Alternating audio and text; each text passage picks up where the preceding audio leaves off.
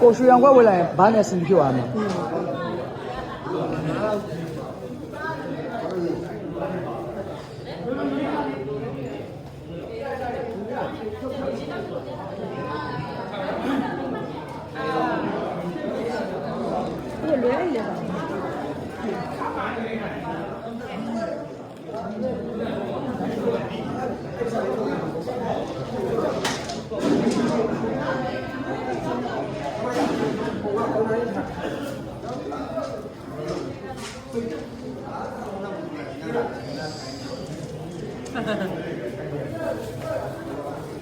ဟော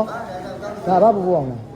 ပြီးတော့မှဒီမှာအပ်ပြီးဘုတ်အပ်ပြီးဘုတ်တဲ့ကိုရှိမှာပွဲလို့ဒီမနေ့ပြန်ကန်ပြီးတော့ကြောတဲ့အချိန်ကြောပြီးမှပွဲကိုဖြတ်ကုန်တယ်ပြုတ်လို့ဆိုဟုတ်ရွှေတောင်းဝင်တောင်းကြီးပြန်ရုံးမှာရွှေဘူးဝေဘူးရောဘူးရောနော်